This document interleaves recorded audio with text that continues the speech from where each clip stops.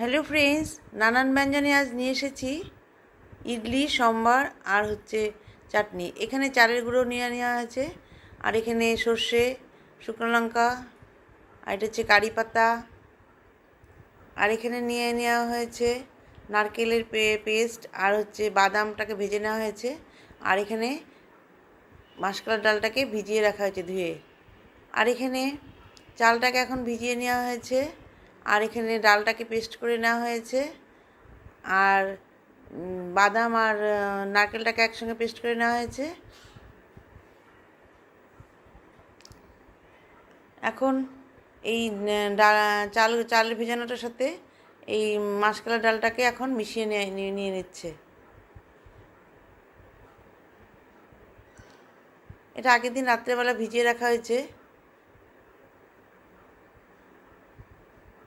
এখন এটাকে ভালো করে মিশিয়ে নিচ্ছে এর মধ্যে।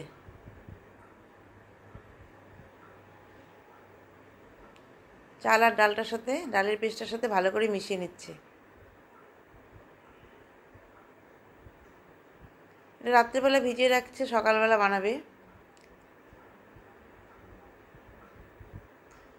এখন এর মধ্যে একটু লবণ দিয়ে দিল, আর এখানের মধ্যে একটু বেকিং সোডা আর একটু বেকিং পাউডার দিয়ে ভালো করে মিশিয়ে নিচ্ছে। এটাকে এখন রাতভর রেস্টে রেখে দেবে, ভালো করে ফেটিয়ে নিচ্ছে। এখন পরের দিন সকালে এটা তেঁতুলের জল নেওয়া হয়েছে, আর কড়াইতে শুকনো লঙ্কা ফোড়ন দিয়ে নিয়েছে। এখন চাটনি বানাবে। এটা আমার হাজব্যান্ড বানাচ্ছে, তাহলে সম্বারটা আমি বানাবো। আর এখানে শস্য ফোড়ন দেওয়া হয়েছে, শস্য ফোড়ন দিয়ে এখন এটাকে ঢেকে দিচ্ছে, কারণ শস্যগুলো ফাটছে। ঢাকনাটা উঠিয়ে এখন এর মধ্যে নারকেল আর বাদামের পেস্টটা দিয়ে দিল, দিয়ে ভালো করে নাড়িয়ে নিচ্ছে।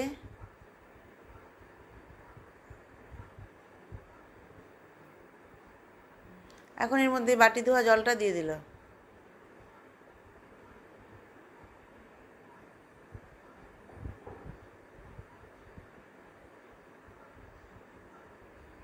এখন এর মধ্যে টক দই দিয়ে দিল।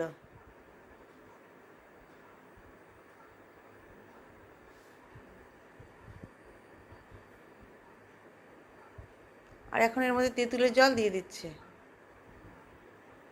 দিয়ে চাটনিটা প্রায় হয়ে গেছে।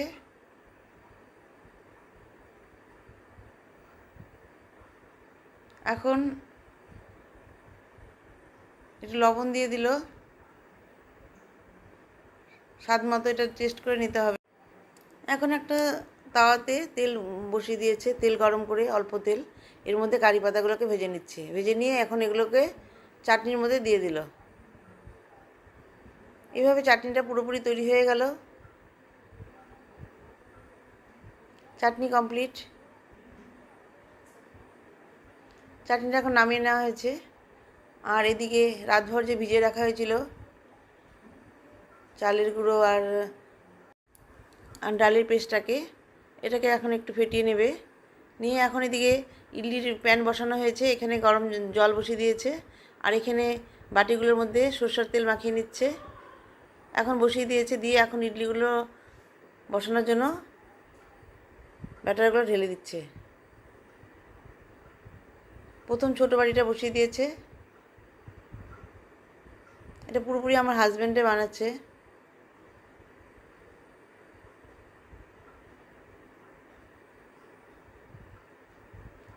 এখন আরেকটা বাটি বসিয়ে দিয়েছে, সেকেন্ড নাম্বার বাটিটা। প্রথমে ছোটো, তারপরে মেঝো, তারপরে মিডিয়ামটা বসিয়েছে। এখন এটার মধ্যে ঢেলে দিচ্ছে।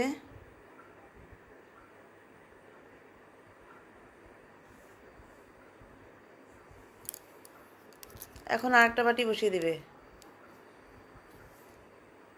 এখন উপরে বাটিটা বসিয়ে দিয়েছে, দিয়ে এখন এর মধ্যে ঢেলে দিচ্ছে ইডলির ব্যাটারগুলো।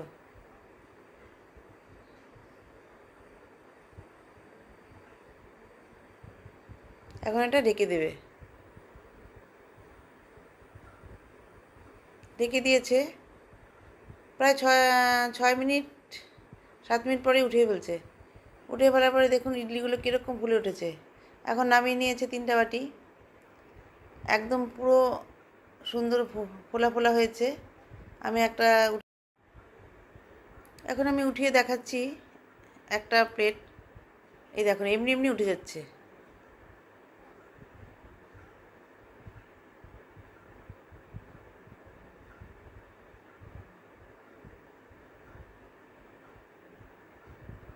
দু হাত লাগে না, এক হাতে এরকম সুন্দর উঠে যাচ্ছে। এই যে উঠে গেছে। এই প্লেটটা আমি পুরো উঠিয়ে দেখাচ্ছি, আর এই দুটোকে উঠিয়ে দেখাবো।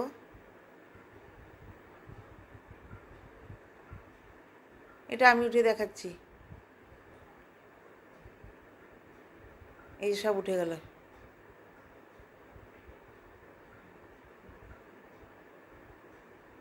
সবগুলো এইভাবে সুন্দরভাবে উঠে গেছে, বাকিগুলো এইভাবে উঠেছে। আর এদিকে আমি এখন সম্বার বানানোর জন্য এটা আমি বানাচ্ছি। এখন এর মধ্যে আমি অড়হর ডালগুলোকে ভিজিয়ে নিয়েছি। এখন এটাকে ভালো করে ধুয়ে নেব। আর এদিকে সবজি নিয়েছি হচ্ছে চাল কুমড়ো, ঝিঙে, পটল, টমেটো আর মিষ্টি কুমড়োর ডোগা।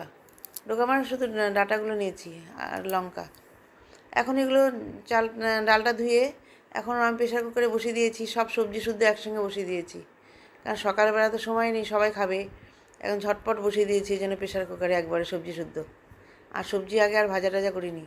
আর এখন এর মধ্যে কড়াইতে তেল দিয়ে শুকনো লঙ্কা ফোড়ন দিয়ে এখন এর মধ্যে সর্ষে ফোড়ন দিয়ে ঢেকে দিলাম। এখন এর মধ্যে আমি কারি পাতাগুলো দিয়ে দিচ্ছি। কারি পাতাগুলো ভাজা হয়ে গেছে।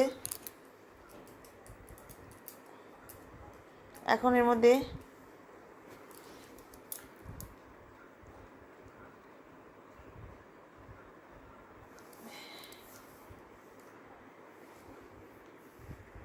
কেটে রাখা কুচি করে রেখেছি পেঁয়াজগুলো দিয়ে দিলাম। পেঁয়াজগুলো দিয়ে ভালো করে ভেজে নিয়ে এখন এর মধ্যে কয়েক টুকরো টমেটো দিয়ে দেবো। একটাই টমেটো বিচি ফেলে দিয়েছি। বিচি ফেলে দিয়ে টমেটোটা এখন দিয়ে দেবো। টমেটোটা দিয়ে দিলাম, একটাই টমেটো দিয়েছি।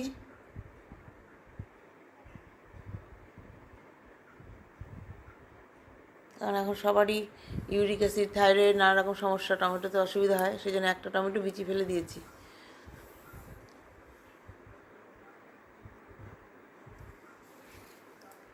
দিয়ে এর মধ্যে একটু সম্বার মশলা দিয়ে দিলাম।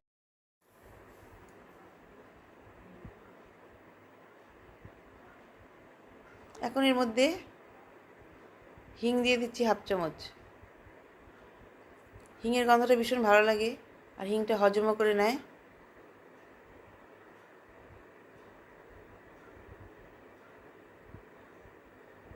টমেটোটা অনেকটা সিদ্ধ হয়ে গেছে, আর একটু ভেজে নিচ্ছি। এখন এর মধ্যে দিয়ে দেব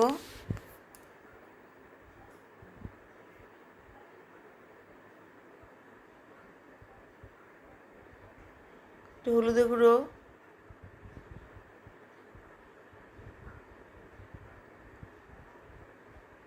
আর একটু লঙ্কার গুঁড়ো দিয়ে দিলাম। দিয়ে ভালো করে নিয়ে নিব, কারণ এখন লবণ দেবো না, কারণ ডালে লবণ দেওয়া আছে। যখন লাগবে পরে দেখে তারপর একটু লবণ দিব পরে। এখন ডালগুলোকে এর মধ্যে ঢেলে দিলাম।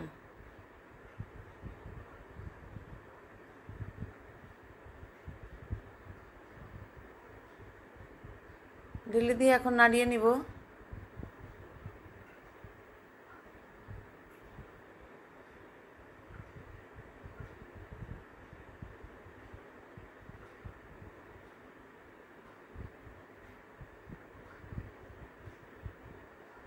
এভাবে আমার সম্বারটা তৈরি হয়ে গেল। এখন এর মধ্যে আমি একটু তেঁতুলের জল দিয়ে দিব।